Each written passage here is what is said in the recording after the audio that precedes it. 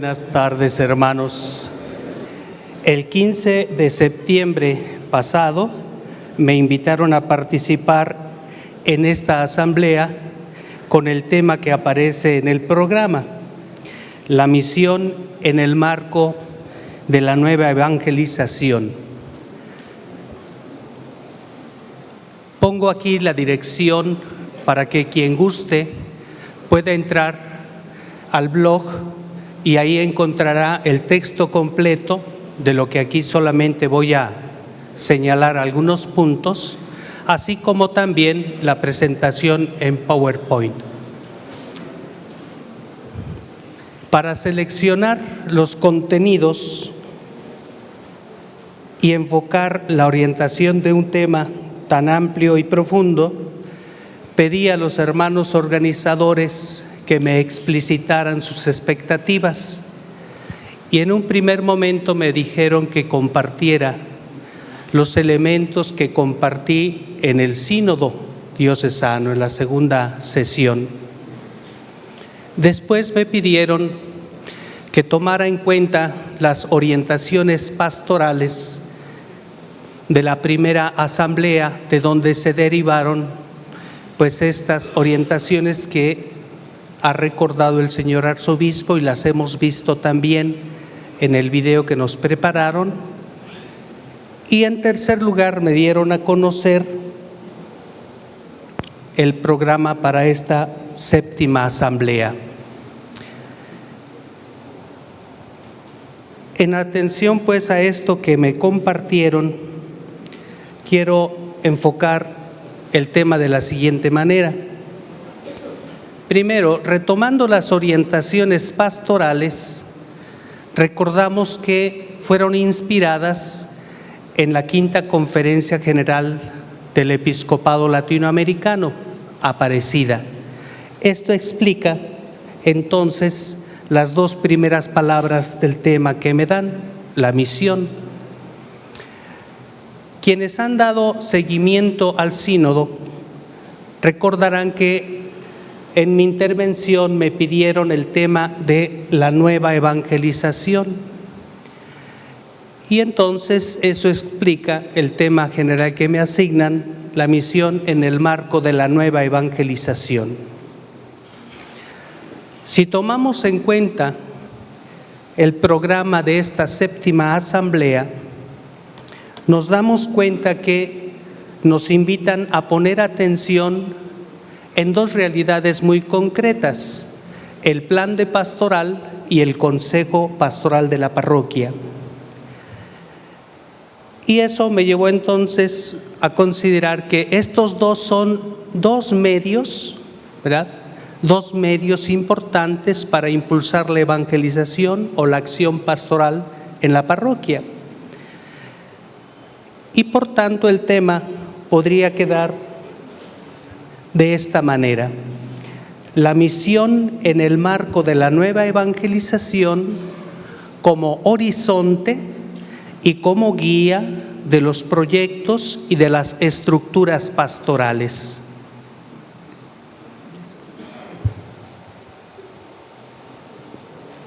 Este tema, así con este enfoque, aunque voy a retomar elementos generales de la misión en el marco de la nueva evangelización, quiero enfocarlo ahí desde o para animar a la conformación y a la operatividad del Consejo de Pastoral, a la elaboración, implementación y evaluación del plan de pastoral. La ponencia que pueden ustedes tener completa en el blog, cuya dirección está al principio, está estructurada en dos partes. La primera parte, detenernos a pensar en la misión y la nueva evangelización como el amplio horizonte en el cual se han de ubicar tanto el plan como el consejo. Y en este aspecto contemplo 4 puntos. Hacer como un itinerario o revisar el itinerario que ha seguido la reflexión sobre este tema para encontrar ahí cuáles son los elementos fundamentales, la identidad y el rostro actual de la misión o nueva evangelización. La segunda parte la propongo como una guía para el plan y para el consejo, señalando, destacando algunos criterios y líneas pastorales que se derivan de los elementos fundamentales de la evangelización. Y como todos sabemos, estos elementos fundamentales son Jesucristo, la Iglesia y los hombres. La segunda parte entonces tiene también 4 incisos. Jesucristo al centro y nunca perder esta guía. Me detengo con 2 incisos al hablar de la Iglesia, destacando la comunión y la corresponsabilidad, y finalmente en favor de los hombres. Este es el contenido general. Vamos a la primera parte. Un amplio horizonte. Si atendemos a la redacción del tema y del objetivo propuestos para esta 7ª asamblea, nos queda claro que nos proponemos estudiar, revisar e impulsar el plan pastoral y el consejo de pastoral de la parroquia. Pero ahí mismo dice, con la intención de lograr una finalidad mayor. La asamblea se propone como finalidad impulsar la misión permanente, o que en Puebla sigamos avanzando hacia un estado permanente de misión. El consejo y el plan son 2 instrumentos, 2 medios, pero lo importante es lograr que entremos en esta dinámica hacia una misión permanente o estado permanente de misión. El mismo objetivo, y lo podemos constatar en las hojas que tenemos, también termina de la misma manera, dice, y así proyectar una iglesia misionera que incida en los corazones de las diferentes culturas y realidades de la Arquidiócesis de Puebla. Entonces, tanto el plan como el consejo está claro que son medios para, ¿verdad? Medios para. Bien. En 1997, el entonces cardenal Joseph Ratzinger hacía esta declaración: para una iglesia en misión, para que la misión sea algo más que propaganda de una cierta idea o publicidad para una determinada comunidad, para que venga de Dios y a Él conduzca, ha de tener su origen en una profundidad mayor que la de los planes de acción y las estrategias. Esta afirmación del entonces cardenal Ratzinger se las propongo como una entrada o hipótesis para quitarle el hipo y dejarla como tesis al final. Las conclusiones quieren avalar esto, ¿sí? Para que la misión sea algo más que propaganda de una cierta idea o publicidad para una determinada comunidad, para que venga de Dios y a Él conduzca, ha de tener su origen en una profundidad mayor que la de los planes de acción y las estrategias. Entonces, aquí estamos considerando el plan parroquial y el consejo parroquial. El consejo como un elemento de las muchas estructuras que hay que ir implementando para la misión. Pero si queremos que vayan a la profundidad, tenemos que meternos en estos elementos teológicos y pastorales. Les invito entonces, leyendo el texto, a que en la primera parte consideremos estos elementos teológicos y pastorales como la profundidad mayor para la misión y para la creación de los consejos, elaboración, implementación, puesta en práctica y evaluación de los planes.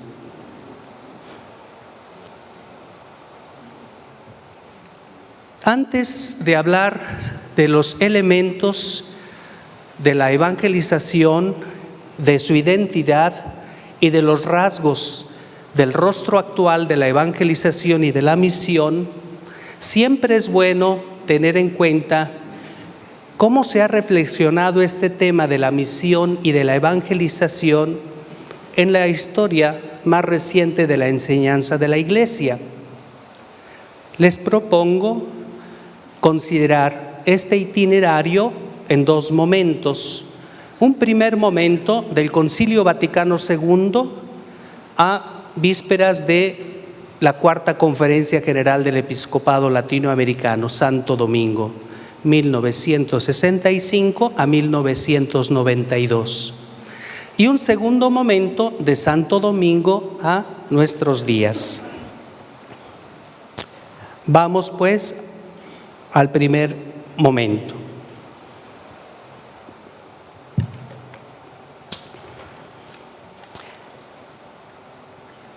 En la introducción del mensaje que los padres del concilio enviaron a la humanidad en 1965, decían: la hora de la partida y de la dispersión ha sonado.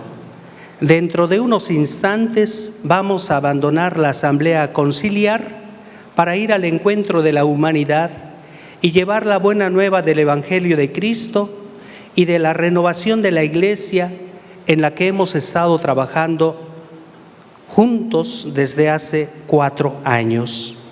El Concilio Vaticano II, que fue asumido en América Latina a través de la Segunda Conferencia General del Episcopado Latinoamericano, Medellín, hacía ya esta distinción.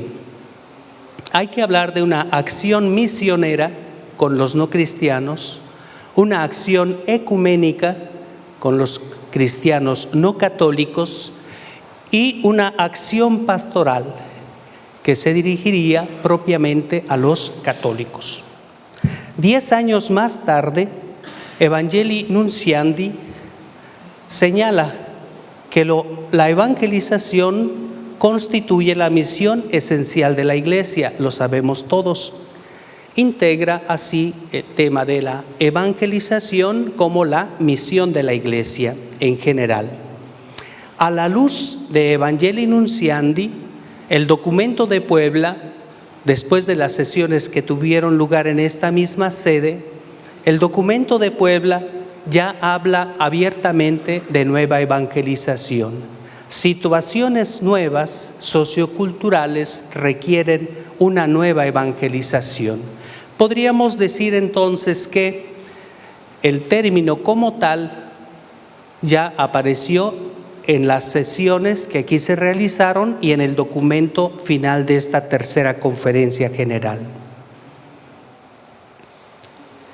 Pero es precisamente en 1983 cuando el Papa Juan Pablo II, en una reunión con el CELAM, hace la declaración en Puerto Príncipe, Haití, sobre lo que va a ser asumido en la Iglesia, la nueva evangelización, con ese lema que todos conocemos y que seguramente aprovechamos para impulsar en su momento la evangelización, nueva en su ardor, en sus métodos y en su expresión. En 1988, el mismo Papa, en Christi Fideles Laici, señala que se trata de una acción en favor de las iglesias jóvenes, pero también en favor de las iglesias de antigua tradición. Y esto nos lleva entonces ya a considerar aquí el asunto de que se movieron seguramente por el programa que tienen los hermanos ahí en su computadora estas diapositivas, ¿verdad? Pero no hay forma.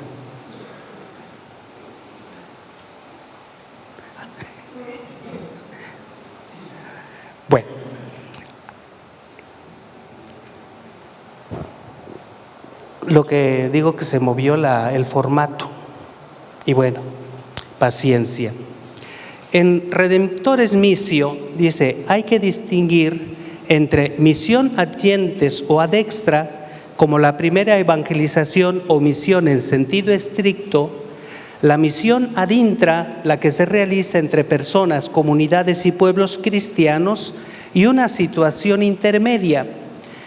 Y el Papa señala ahí esa situación intermedia, la de los cristianos católicos, pero que están alejados o desatendidos. Esta fue, digamos, la primera etapa. La segunda etapa, Santo Domingo abiertamente señala que esta nueva evangelización se dirige a vivificar la fe de los ya bautizados. Entonces, el tema de la misión y de la evangelización cada vez más se va acentuando en relación con los que ya creemos en Jesucristo y lo seguimos. Pero será el documento de Aparecida el documento que abiertamente nos lanza a este movimiento misionero en el que estamos metidos aquí en nuestra arquidiócesis y las arquidiócesis de América Latina en general, ir hacia todos los alejados. Que toda la Iglesia entre en un estado permanente de misión. No es de extrañar que Monseñor Jorge Bergoglio, ya Papa Francisco para la Iglesia Universal, retome todo este caminar hecho en América Latina y ponga este sello también en su ministerio petrino. Y así entonces nos regala este documento de Evangelii Gaudium en el que nos hace un llamado a la nueva evangelización o nueva etapa evangelizadora. Podríamos decir, bueno, ¿y qué tiene que ver esto con los consejos y con la elaboración de los planes? Bueno, sin pretender que nuestros feligreses de la parroquia o nuestros hermanos miembros del Consejo de Pastoral de la Parroquia sean expertos en teología pastoral, será muy bueno acompañarlos en un proceso de conocimiento, de asimilación y de aplicación de la riqueza de los textos del magisterio sobre el quehacer de la Iglesia. Conocer, comprender y aplicar los elementos teológicos y pastorales del quehacer de la Iglesia ha de ser una tarea permanente para que los planes de acción, las estrategias y las estructuras pastorales estén asentadas sobre roca firme. Solo desde esta profundidad, la misión permanente o la nueva evangelización o nueva etapa evangelizadora serán algo más que propaganda o publicidad en nuestra diócesis y en nuestras parroquias. Repito, no se trata de que seamos expertos, ¿verdad? Pero que sí ayudemos en nuestras parroquias y a los consejos de pastoral a que vayan conociendo la riqueza de la enseñanza de la Iglesia. Es consejo. ¿De dónde además del conocimiento de la realidad, de dónde van a surgir sus consejos, ¿no?, para impulsar la pastoral? Yo creo que sin ser peritos, que sí conviene acompañarlos en el conocimiento de esta riqueza doctrinal. Después, podríamos ya detenernos, y lo voy repasando así más rápido, ustedes pueden ver el texto en el documento. Sabemos que los elementos de la evangelización y de la misión que tenemos que impulsar ya quedaron bien señalados en los documentos del Concilio Vaticano II, retomado en América Latina por Medellín. Y no hay que olvidar que estos documentos son los que nos siguen impulsando o nos debieran seguir impulsando en la acción evangelizadora. Una tentación es pensar que como ya tienen 50 años, ya pasaron de moda y ahorita estamos con Laudato Si y ya aquello quedó. No están en el mismo nivel del magisterio de la Iglesia y estamos celebrando 50 años del concilio y hay muchos que sabemos, afirman que no se han puesto en práctica la totalidad de sus enseñanzas. Y más aún, el estilo y la propuesta de Francisco no son sino retomar muchas de las cosas que habían estado calladas, silenciadas, ¿verdad?, del concilio. Bien, los elementos se pueden distinguir. Si se acuerdan ustedes el texto que leí del mensaje de los padres sinodales a la humanidad, decían: ya se acabó esta jornada de trabajo, ahora nos toca salir y nos toca llevar la buena nueva de Jesucristo y la renovación de la Iglesia a la humanidad. Está claro. El Papa Pablo VI, retomando la intuición de Juan 23, también dice: lo importante, lo central es volver a Jesucristo, porque Él es el centro, la guía, el camino. Y desde ese reencuentro con Jesucristo, renovar nuestra experiencia de iglesia, renovar nuestro quehacer de iglesia y en favor de la humanidad. El mundo tiene que saber que la iglesia no lo mira con recelo, ni es la que está por encima, sino a su servicio. Todos estos elementos están ya dichos en el concilio. Por eso entonces está claro que no solamente Jesucristo es al centro, sino la iglesia que, como esta barca, está en el mundo, desde este centro tiene que hacer presencia en el mundo. Por lo tanto, los elementos son Jesucristo, la iglesia, los hombres. Es importante que en el plan de pastoral de la parroquia y que los hermanos que conforman el consejo de pastoral explícita o implícitamente integren estos elementos.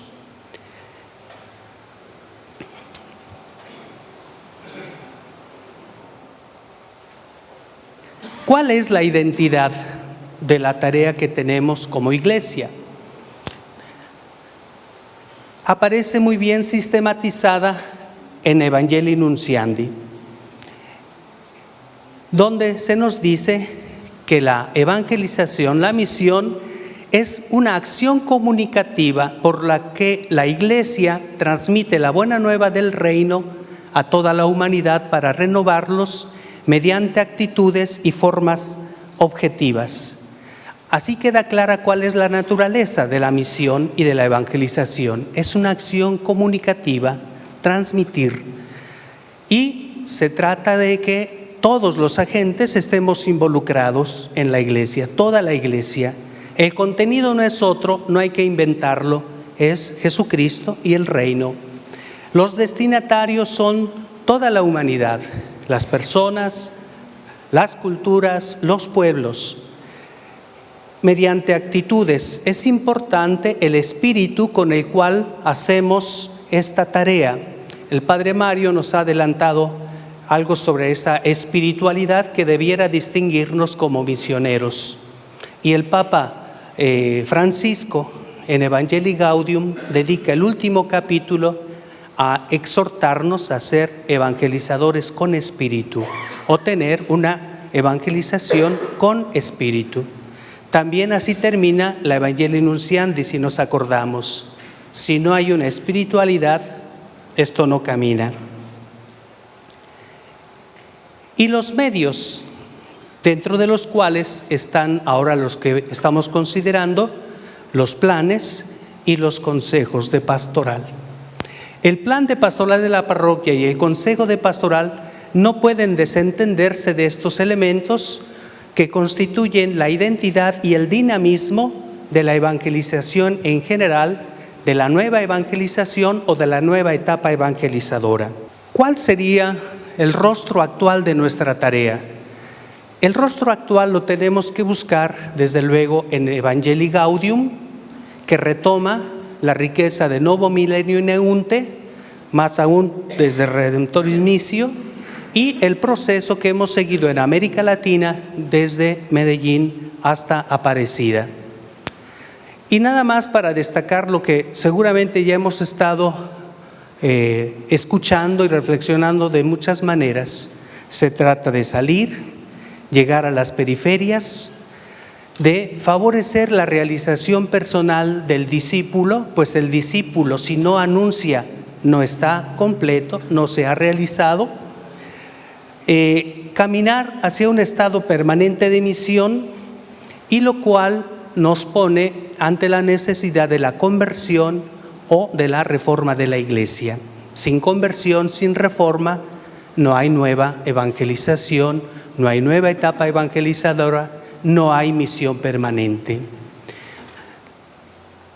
Y esto que no podemos, ya estaba claro desde Gaudium et Spes, dejar de lado la realidad en medio de la cual la iglesia realiza su tarea. El plan de pastoral de la parroquia y el consejo de pastoral han de favorecer estos rasgos actuales de la evangelización, no solo por estar en sintonía con una propuesta actual, porque estamos de moda, ahora hablamos este lenguaje, no, sino porque hay que ser fieles a Jesucristo y hay que estar abiertos al Espíritu Santo que nos acompaña, como también ya se ha dicho. Bien, ahí tenemos pues la primera parte, ¿verdad?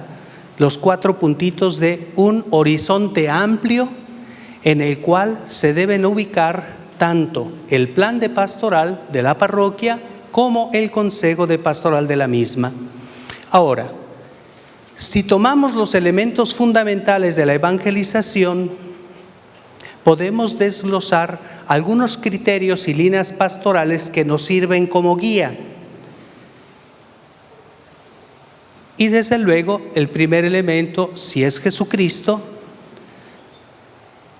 al centro de nuestros planes y en la operatividad de nuestros consejos, Jesucristo también tiene que ser el centro. No puede ser de otra manera. Y una nueva evangelización o una misión permanente no puede perder tampoco el centro. La evangelización en general, si asume que Jesucristo es el centro, tiene que tomar en cuenta varios aspectos. Uno de ellos es que la evangelización no nace de una voluntad de proselitismo, sino de un mandato de Jesús. Y por lo tanto necesitamos favorecer en los planes y en el consejo de pastoral el que crezca la conciencia de que somos enviados. ¿Sí? Llamados y enviados. Si no tenemos esa conciencia, el consejo de pastoral puede perder el rumbo. El anuncio de la buena nueva y el encuentro con Jesucristo es lo que suscita la fe. Y esa es la razón de un plan, hacia allá se encamina, y la tarea de un consejo. El centro de la evangelización y de la nueva evangelización o nueva etapa evangelizadora o misión permanente es Jesucristo y su evangelio siempre nuevo. La novedad de la nueva evangelización no se justifica porque las situaciones actuales sean diferentes y nuevas. La verdad es que se justifica porque el evangelio siempre tiene una novedad para nosotros. Cristo, el evangelio eterno, es el mismo ayer, hoy y siempre, pero su riqueza y su hermosura son inagotables. Él es siempre joven y fuente constante de novedad. Si no somos capaces de descubrir la novedad de Jesucristo y la novedad, por tanto, del Evangelio, pues no son suficientes el que haya nuevos desafíos, que haya una nueva realidad, un nuevo contexto. La novedad de la nueva evangelización viene de la novedad que comporta siempre Jesucristo el Señor. Tampoco hay que olvidar ni perder de vista que Jesucristo es el primero y el más grande evangelizador. No tenemos otros modelos, o podemos tener otros muchos, pero el centro es Jesucristo. Y el proyecto de Jesús es instaurar el reino. El reino es lo absoluto, todo lo demás es relativo. ¿Hacia dónde se encamina el plan de pastoral? ¿Qué pretende el consejo de pastoral? No puede pretender otra realidad última y no puede encaminarse hacia otro fin, sino el reino de vida, con toda la riqueza que encontramos ahora en Aparecida. Bien, es Él, Jesucristo, eso es como una conclusión también para nuestros planes y consejos.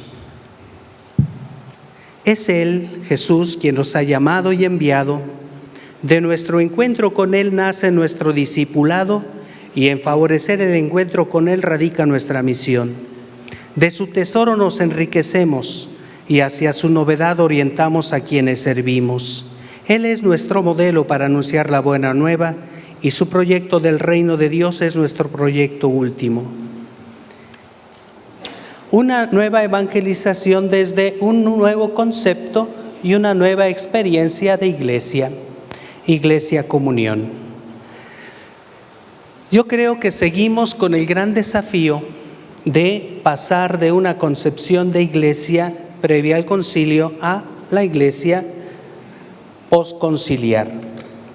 Todos sabemos que nuestro desafío, no solamente en cuanto a la teoría, sino en cuanto a la práctica, es pasar de una iglesia concebida como sociedad perfecta o, en lenguaje actual, como una empresa eficiente, donde se pueden establecer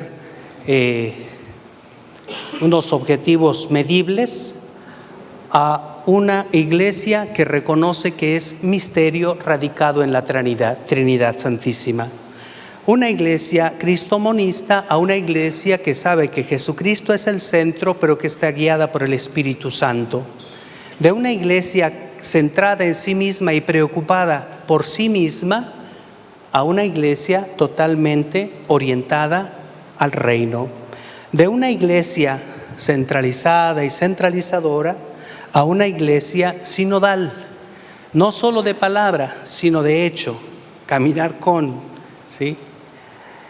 De una iglesia identificada con la jerarquía a una iglesia pueblo de Dios, todos pueblo de Dios, no nosotros por aquí y el pueblo de Dios por allá, todos pueblo de Dios, en donde nosotros mismos sabemos que como sacerdotes estamos guiados primero por la coinonía y después por la diaconía.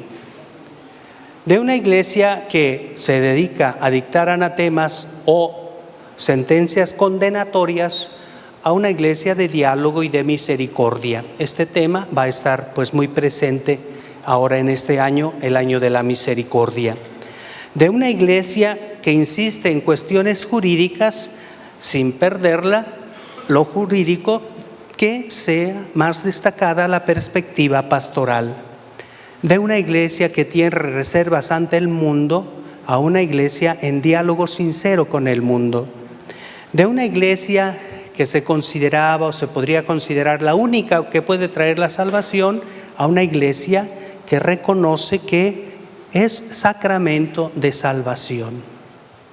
Y a veces en el lenguaje se nos pueden ir algunas expresiones todavía de la antigua iglesia. Claro, son pequeños lapsus que nos pueden ocurrir, pero que reflejan todavía la antigua mentalidad. Se dijo hace un momento aquí, los movimientos somos capaces de transformar la sociedad. No, o sea, la iglesia no es la única que va a transformar la sociedad, ¿verdad? Va a contribuir, va a dialogar va a hacer proyectos conjuntos con los estados, con otras iglesias, etcétera, ¿no? Bien, aséptica de una iglesia que no se quiere manchar con una iglesia pobre y para los pobres. Nos queda entonces un gran camino y La acción evangelizadora que favorezcamos mediante el plan de pastoral y el consejo de pastoral dependerá del concepto y de la experiencia de iglesia que tengamos y que deseemos desarrollar. De acuerdo al concepto que tenemos o la iglesia que queremos proponer, será nuestra pastoral. El trasfondo eclesiológico es fundamental para que los proyectos y estructuras pastorales sean medios adecuados para que realmente suceda una nueva etapa evangelizadora. Dentro de lo que es la comunión, Iglesia Comunión, conviene destacar lo que es la corresponsabilidad. Corresponsables para superar el individualismo de la fe, comunión y participación en el reconocimiento de la común dignidad. Todavía nos hace falta, por ejemplo, destacar que la consagración nos viene por el bautismo a todos, y todavía nos ganan otros lenguajes. Comunión y participación entre los agentes de pastoral.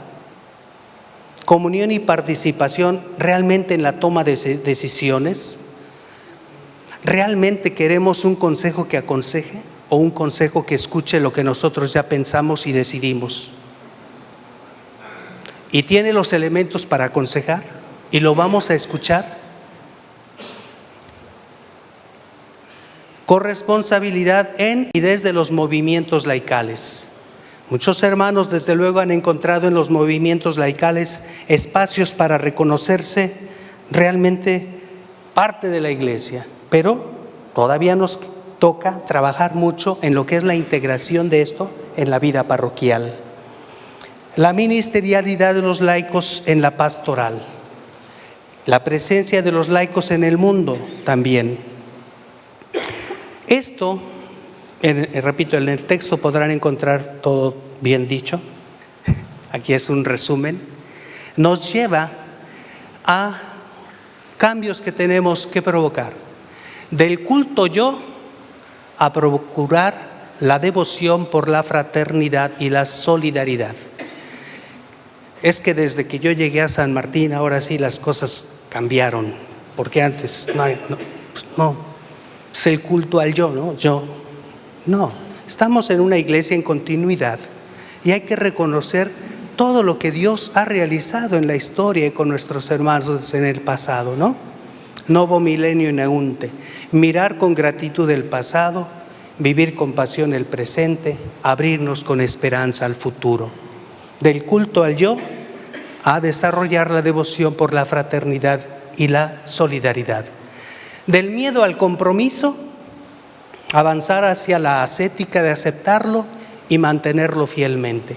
Comprometernos es exigente, nos pide tiempo, hay que estar dispuestos a esa experiencia. Superar el temor al compromiso. De la incomunicación o monólogo al diálogo, donde se habla, y también lo dijo así el Papa Francisco, con parresía, con audacia, con firmeza, pero se escuche también con humildad. De la obsesión por la eficacia, hacer cosas, a la pedagogía, educar a las personas. Y en este sentido también tenemos que respetar mucho los tiempos, ¿no? El kairos y no violentarlo. No lo son los resultados de hacer las cosas, ya cumplí, y cómo voy realmente acompañando a las personas, qué conversiones, qué cambios realmente van sucediendo. Esto nos lleva a ir más allá de lo cuantitativo, desde luego, del egoísmo de conservar lo que es mío a la generosidad de compartirlo todo, de la envidia, el recelo y la confrontación beligerante a la aproximación, la estima y la confianza hacia los hermanos, de la amargura, de la crítica sistemática a la corrección fraterna, ponderada, amable.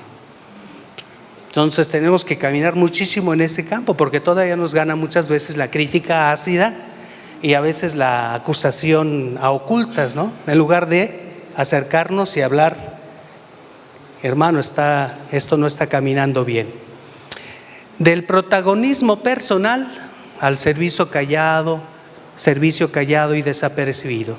Pero bueno, es que estamos en el tiempo de la imagen y nos puede ganar la imagen, ¿eh? De la prisa por el éxito a la paciencia del sembrador. A veces nos gana eso, la prisa, los logros y cuánto tienes y ya. No, paciencia, ¿no? Decían ahí en Colombia, sin prisa, pero sin pausa. Sin prisa, pero sin pausa. Del juego al sistema de ganancia y acaparamiento a la gratuidad en el servicio. Yo creo que son aspectos de esa conversión y corresponsabilidad que tenemos que ir procurando. Todo es en favor de los hombres y mujeres en el mundo, considerándolos en su integralidad, con todos sus dinamismos, con todas sus dimensiones, con todas las relaciones que establecen, en sus circunstancias, en su cultura, en diálogo con el mundo.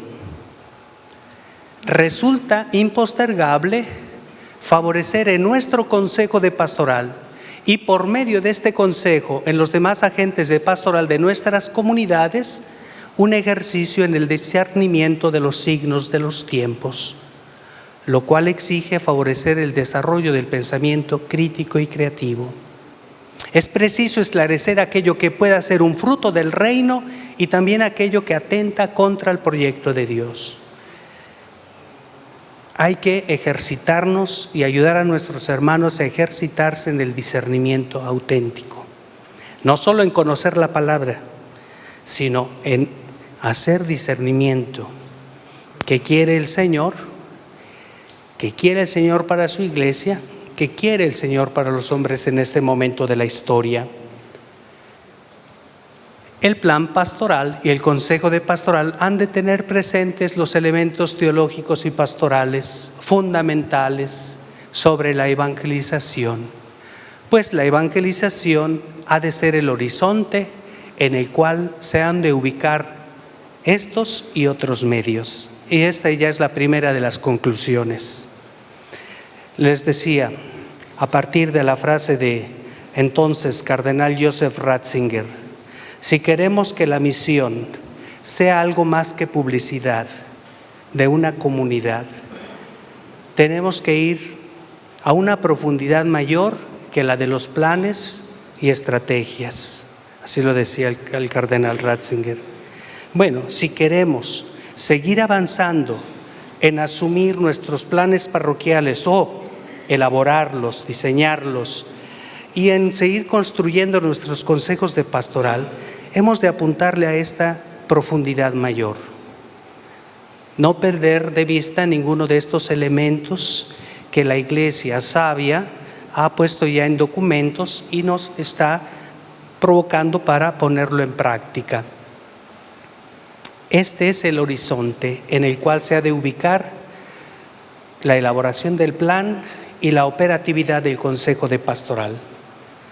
Sin desconocer, esa es otra conclusión, sin desconocer la ayuda, gran ayuda, que brindan los aspectos metodológicos, ni el plan de pastoral, ni el consejo de pastoral pueden guiarse únicamente por cuestiones técnicas.